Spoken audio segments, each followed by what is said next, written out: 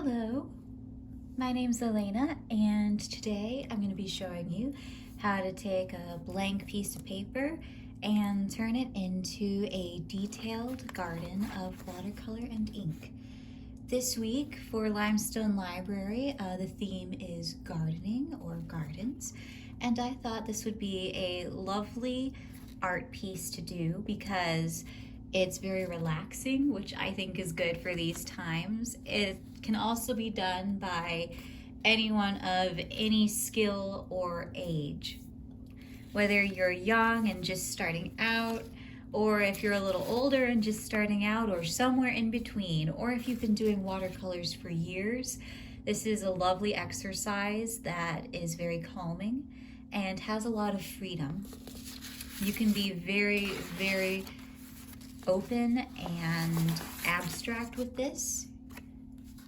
These are the pieces I haven't added the flowers to yet. These are my test pieces that I just did. And I'm going to show you how to first make these backgrounds, and then we're going to decorate these and turn them into gardens. So first things first, here's my paper. This is multimedia paper. Watercolor paper is preferable, but as long as your paper has a little bit of texture to it, a little weight, you should be good. As long as it's not slick or super thin like copy paper, you should be just fine. So for starters, what I like to do for this piece, it's very loose. All of it is incredibly free-flowing. Just let the paint go where it wants to go. You can direct it a little, you can decide what colors to use, but overall the end goal is to let things happen naturally.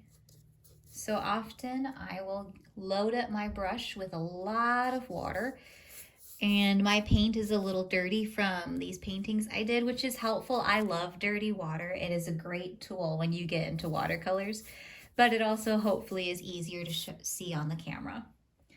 And just in this section, I'm going to show I have green, of course. I thought for a garden, and we're in wonderful summertime. I'm going to start dropping colors in. Now you can paint across if you want, if you like.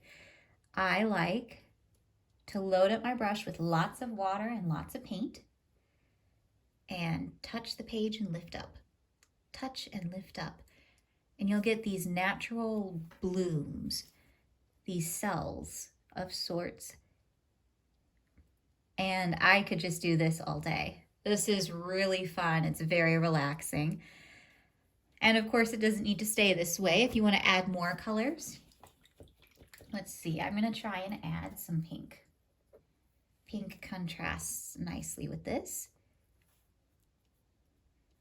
I'm using liquid watercolors from Blick Art Studios. You can order these online. They're very affordable, but any watercolor should do as long as you use lots of water. There we go. And you can see these aren't spreading as much because the paper is already drying. This technique, you have to move pretty quickly.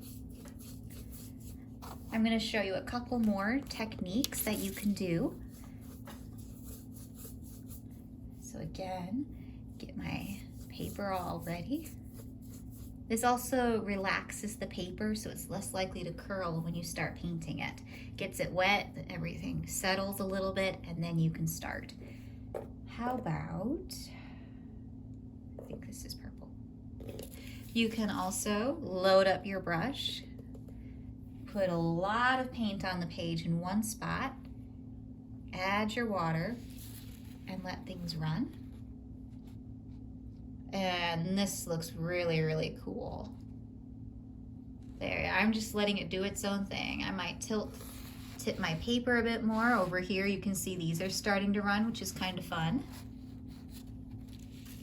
I'm going to show you some different techniques so that once you've watched this, or if you're following along, you can play around. This is a good time to experiment, especially if you're new to watercolors. You can get a feel for how paint moves. If you're an expert with watercolors or you use them all the time, then this is a good chance to unwind. A lot of times watercolors, you can get super detailed with them and you can forget how freeing they can be and how enjoyable it can be to just kind of let things go. Watercolors can be precise or they can be loose, and it's good to practice both ways. So here I'm doing some blobbing. This brush is just a regular craft brush that I think came with an art kit. If you have nicer brushes or want to go get nicer brushes, I definitely would encourage and recommend that. But whatever you have on hand, as long as the bristles or the brush is soft, it should be fine. Because with watercolors, if your brush is hard or is pointy or pokes you when you touch it, then it doesn't hold water as well. And so you won't get as vibrant of coloring. Because what'll happen is, let me see if I can show you real quick. If your bristles are hard and stiff, the water will just fall right out. But because this is a really soft brush, this is all loaded up with water. And if this were paint, then it would have a lot, which is what you want. Watercolors can also get pretty messy. Again, part of the fun. Here I'm gonna make two colors blend just a little. You don't want to overwork watercolors, because when they all blend together, if I were to take these two colors, I'm gonna purposefully make a mess right now just so you can see. If you keep overworking and touching the same layer, it'll start out really cool, and then you can maybe get super excited and go, wow, if a little bit is great, then maybe more. And before you know it, you've ended up with brown gray mud. If you're going for mud or a more subdued color palette, then that is totally fine.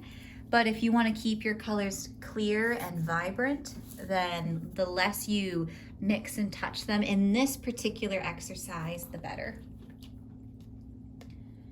Alrighty, I'm gonna do more of a solid background this time. And again, using lots of water.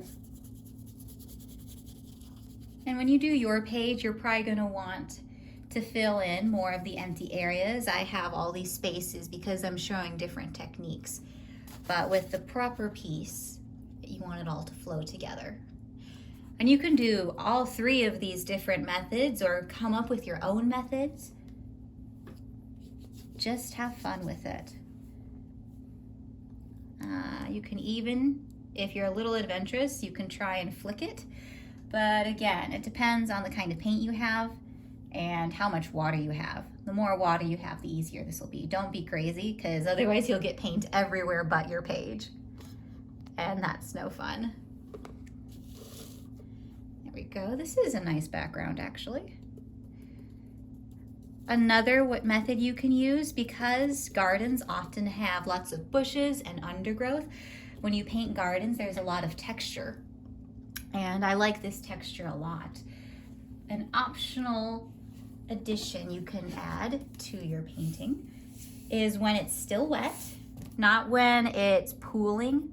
You don't want to do it where it's pooling, like this right here. I don't know if you can see, I've got a little pool of water, not there. But the rest of this, you can see, is still a little bit shiny. This is prime time for adding salt if you want. I'm gonna add it on right now before my time runs out. Gonna add it. There we go. Now what salt does is it sucks the pigment from the paper, but only where the salt is. And it creates a lovely texture, almost like stars or feathers. It is one of my absolute favorite things to do. I use it all the time. And you can sprinkle the salt only in one area of your picture. You can sprinkle it all over. I'm gonna just do those two, because that one I think is too dry. If you do the salt too late, it won't work. I'll show you now the difference between no salt and with salt. This piece is just the paint.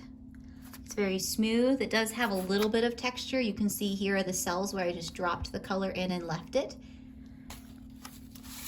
But in this one, all of that texture, it looks like stars. I like this one because it reminds me of a galaxy. That every little star is where a piece of salt fell. And this creates a wonderful texture, which is what this one has. It adds just a little something. This one is lighter because I used more water, so it was less saturated. It is entirely up to you how bold you want your colors to be. This one also, I sprinkled some salt on. Here you can see from dropping my color how it dried. And then I let some of the colors run by tipping the paper. There are a lot of options. So because I have this one all nice prepared, I'm gonna move on and show you how I would start inking. You can use a brush, you can use a pen, marker, any utensil or tool that you have for writing.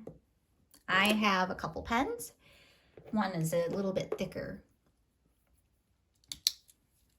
I'm gonna start showing how I would go about creating a garden out of these random splashes of color. Now this, I think, is actually a very cool piece just like this.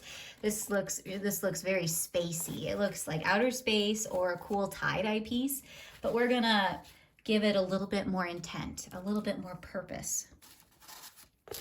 And while those dry. If you have to pause the video or wait for your piece to dry, that's totally fine. It's all just meant to be as relaxed as possible. Probably a good plan to make, I don't know, 3 or 4 different pieces as you go. Just play with different color schemes, play with all the different techniques. And then once they're all dry, and here's a tip, if you have a hair dryer, on high heat and the lowest setting possible, if you gently blow your paper, sometimes it helps things dry faster. Best done with some help, but you can do it yourself too. So now to start outlining our flowers and our bushes or undergrowth, whatever we want to call this, we have to look for the hard edges in the paint. A lot of times, whenever I teach watercolors, I talk about soft edges and hard edges. And what all that is the difference from a soft shading to a definite line in the color.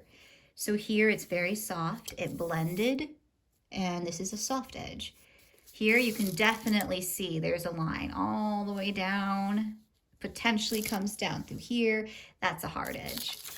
All of this green, these are hard edges. The edge of this particular pink blob, this is a hard edge, but down here with the yellow, this is a soft edge. These are all hard edges around the circles. And so that's what you're looking for. All you're doing is identifying those hard edges and tracing them. The more circular ones are going to become flowers. And again, this is very relaxing to do. Once you get the hang of it, you don't even have to think about it. You just start, and before you know it, an hour's passed and you feel very calm. If you've ever heard of Zentangling, it's a little bit like that, where it's just patterns and patterns and patterns.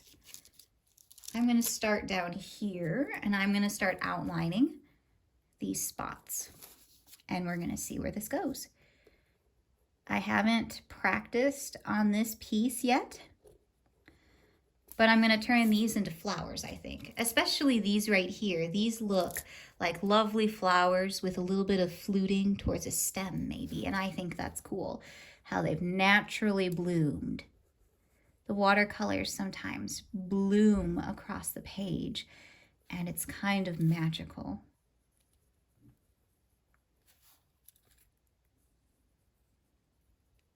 I love finding a little bit of extra joy or wonder in ordinary things. And watercolors are definitely one of the more wonderful things in life. Now here you can see I left these open because these have a soft edge right here into the yellow, but this one I closed. It is up to you whether you leave parts of it open. I would say just look at where your paint has gone and decide for yourself what looks best, what's pleasing, what do you like better? Is there something that you find preferable? I like these because I think it just looks more natural to go with the flow.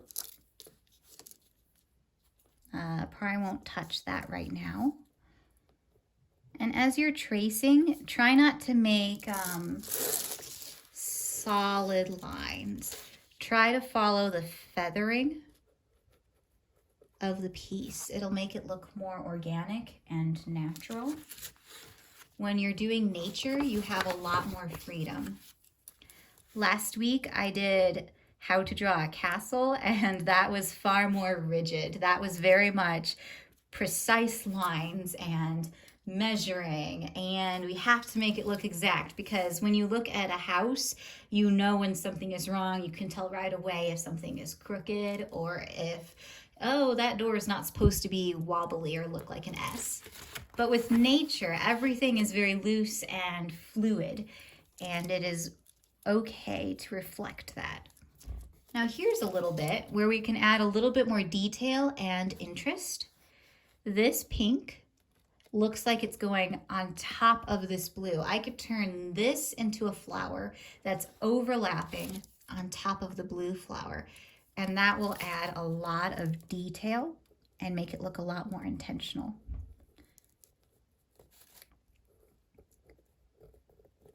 Just like that.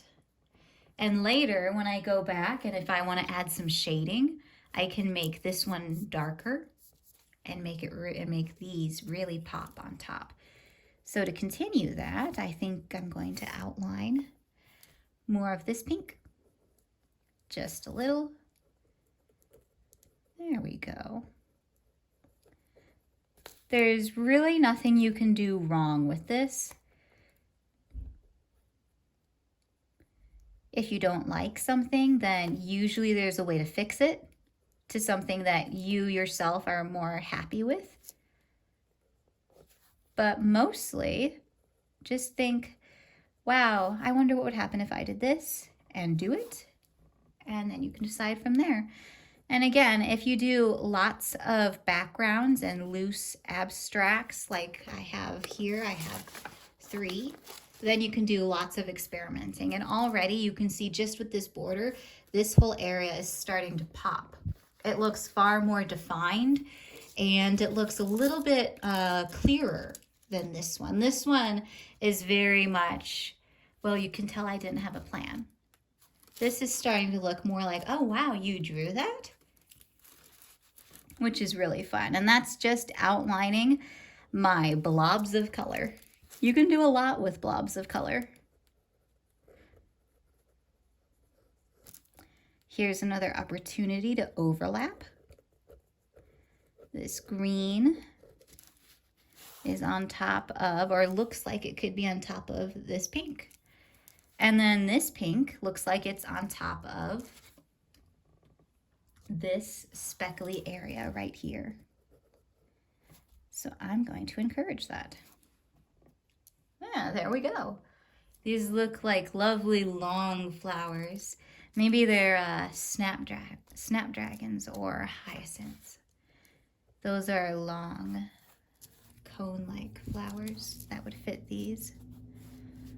This is a little bit of an edge. And it's okay if you don't close them all the way. I don't think I want to loop all the way around. I think I like leaving this open.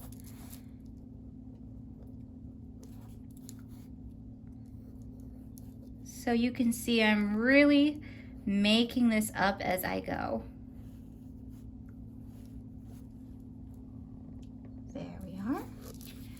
I'm not going to do the entire piece because I want to show you how you can add some detail. But I'll go a little bit farther. Now here's a soft edge. I have a choice. Do I want to make this more set apart with the pink, or do I want to continue?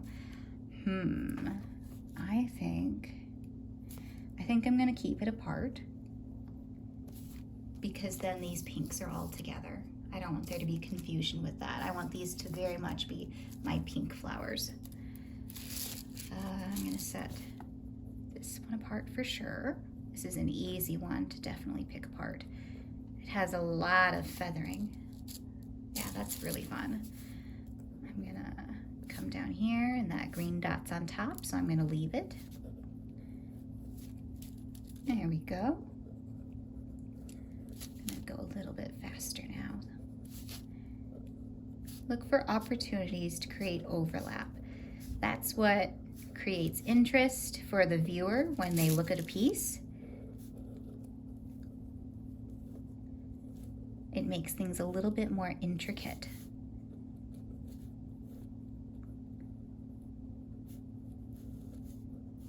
Oh yes, I like this.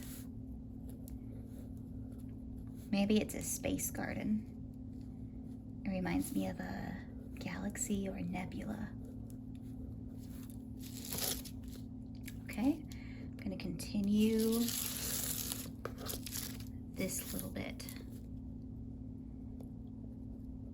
Of course, always turn your page to an angle that is easier for you to see and that is easier for your hand to draw with. A lot of times people, for some reason, they feel trapped by their page and they'll only keep it in one set way and then they'll contort and move all the way around. When all you need to do is turn the page, flip it upside down, and then they can access what they need to much more easily. Make the paper work for you. You have a lot more freedom than you think you do when it comes to art. If you're afraid of messing up, don't be. If you mess up, then the worst thing that can happen is you yourself feel disappointed. But you really shouldn't, because art is about experience, and every little bit of experience you do contributes towards improvement. Right now, I personally am trying to learn more about digital art, and I have always only done traditional art with drawing with pencils, painting with watercolors and acrylics. I've done a little bit of chalk pastel, but digital is completely different. So right now my digital art looks not the most impressive, and I do find myself getting very frustrated, but I know that in a way that's a good thing because it means I'm being pushed to grow. And the more I learn with digital art, the more I appreciate and see new things in my traditional art, which is how it should be. As you grow as an artist or whatever it is you're pursuing in life, try to learn a variety of skills or explore new things. Watch a bunch of tutorial videos on embroidery, even if you have no interest in embroidering. Chances are you'll learn something that will be extremely helpful in another part of your field that you're pursuing or just your life in general. A lot of art videos have very good life advice, I have found, and some of them even have good business advice. Because if you're looking to make art into more of a career, then you have to have a little bit of business knowledge. But that's a different topic. See, I am able to talk about all kinds of things while I am just tracing my blobs of color. It doesn't take much concentration. You don't have to go super, super slow and worry that, oh, if I mess this up, somebody's eye will be completely wrong. I don't need to worry about the precision of a door or a window in a house. It's very, very loose. And I think I'm gonna accentuate this little ribbon of purple. One piece can run into another piece. Sometimes you can't tell where the beginning is or where the end is. You don't always need to have a definite end to a part of a piece. Encourage people to want to stay and look at your art, and how you do that is by creating little bits of detail, like for example the overlap, or here, this is on top of this part, which goes into this part, goes all the way down here. But then it goes into this yellow bit, which might bring you over here. You want to get, you want to think about what makes someone want to look at your art. What makes them linger? For example, the colors in this one might catch someone's attention and make them go, ooh, what's that? But then when they look at it, you want them to stay looking at it. You don't want them to look at it and go, oh, that's nice, and move on. You want to hold their attention. Okay, that's probably a good starting place. I could keep outlining, and I would probably outline more of this purple. But for now, I would say it has a decent flow. It curves down and around. Let's see what it looks like sideways. Pretty good. Another reason to turn your art is so that you can look at the composition from different angles. And right now it all appears to be shooting towards here. So if I were to outline the purple, then I would also have some interest that leads you here and here, which in turn would cycle you all the way up, and then this brings you all the way back down, so you kind of circle. Now I'm going to start adding some extra details. Now the way I made these flowers is super, super simple. All I did was take one of my little more circular pieces. All of these are going to be flowers. And I kind of scribbled, kind of drew a bunch of little circles. And this is my skinnier pen, right in the center. And then I just took lines and I stretched them around. If you can, make the lines end on a corner or an angle. I'll bring this up a little closer. You can see this line comes down to this corner. This line comes down to this corner. These do not have to be straight. They can be flowy. If you can, try and make them curve with the piece so that it looks more like a flower. And these lines can be thick or thin, thick and thin. I'm now gonna add a little bit of shading, but just a little. Actually, I'm gonna move back to my thick pen. Maybe this will work better. Maybe this will give me more the look I'm going for. Oh, I think I like that better. See, just a little bit of experimenting, and I find something that works closer to what I'm envisioning in my head. Don't be afraid to try new things. And if you have some scrap paper or a napkin, you can practice making flowers just by yourself. Let me flip this over. If I just draw a little squiggly, just like that. And I make some circles, and then I can practice. This one doesn't have many corners. That's fine. But I can, if I want, add some more lines. And notice how curving them a little makes it a little bit more interesting. Let me try and show you one with straight lines. Not quite so flowery. This one seems more like the petals are curving and folding. This one is much flatter. By creating curves and letting them naturally fold and swirl, you get a lot more dimension. So I'm gonna keep adding. And again, another way you can add some fun to this is make the centers of your flowers not in the center. I'm gonna put this one over here.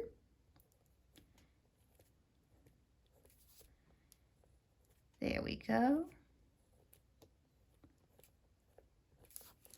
Just like that. And we have flowers. Now these, let me show you. I definitely want to keep reinforcing how these are swirling. They have, if there were a line, I would draw a line that would arc right through here. that brings them whoosh all the way up. So I think I definitely want my centers, even if I even add centers. I might not even add centers to these. I just want the lines. The way these are, it looks more like these flowers are to the side. These are facing up and these are facing to the side. So what I'm going to do for these is, I know that the center would probably be here. So all my lines are going to go from there. I'm going to find a corner and I'm going to start lining. I might even let this go a little bit more.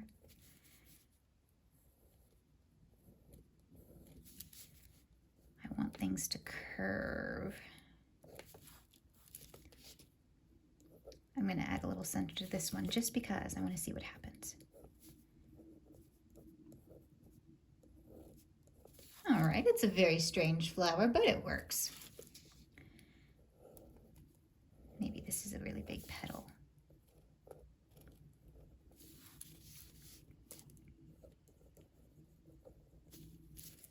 There we go. Lots of corners in this one, and they're not all evenly spaced, which again makes it more interesting. Because this one doesn't go all the way around, I'm not going to worry about that. I think leaving it open is more interesting.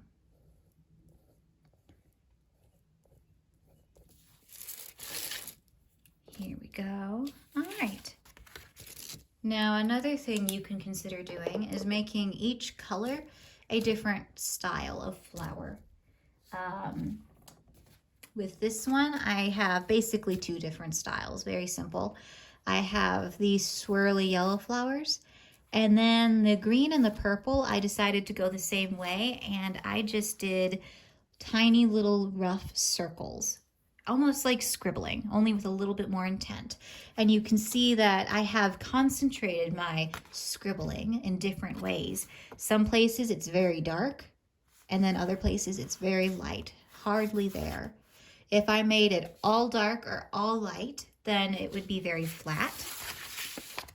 If you compare these two, you can see the difference, how much more depth this one has with the pen.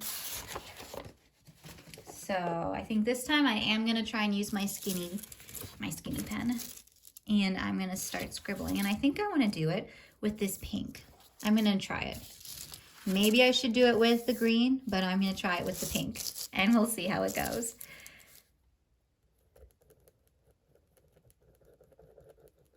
It's basically, I'll show you in big, circles, but tiny. Very, very, very tiny. And you can start out with a little bit lighter, bigger strokes. Loose, and then hone in and figure out where you want the darkest points to be. Again, keeping in mind that we have a lot of contrast we're trying to get through here. We have a contrast of colors.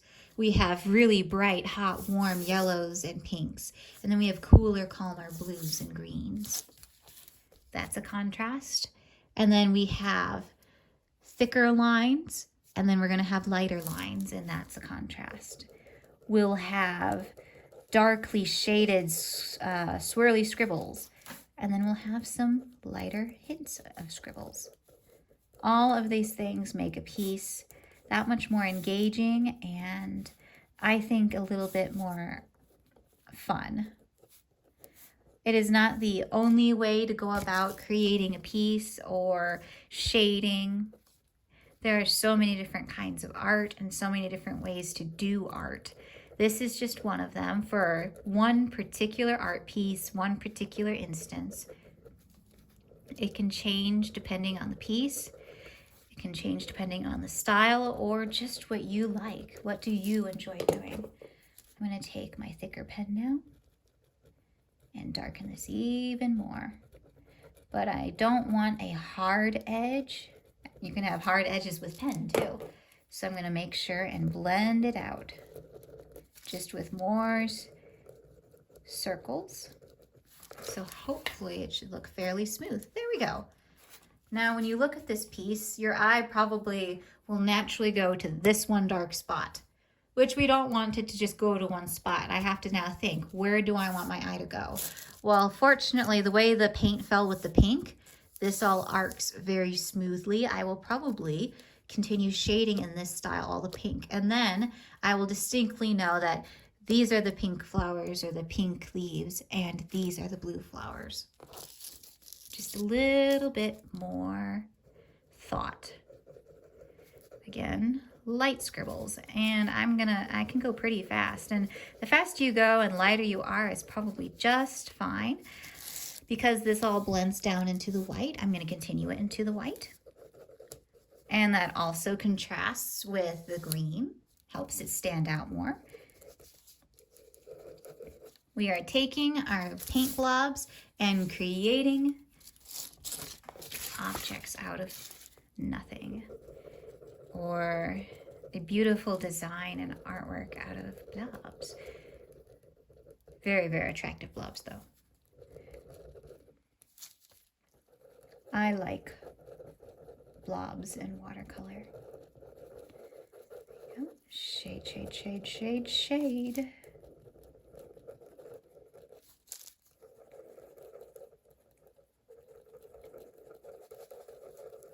The reason I wanted to do swirlies is because, again, a circle and a swirl is a more organic shape for nature.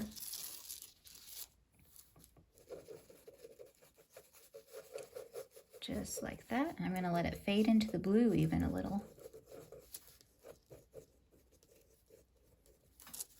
Now for the lighter areas, I'm just kind of making hooks and C's. I'm not doing a full circle or a full swirl like I am here. Very light. These are all basically C's. I'm going to pull this up closer. There you go.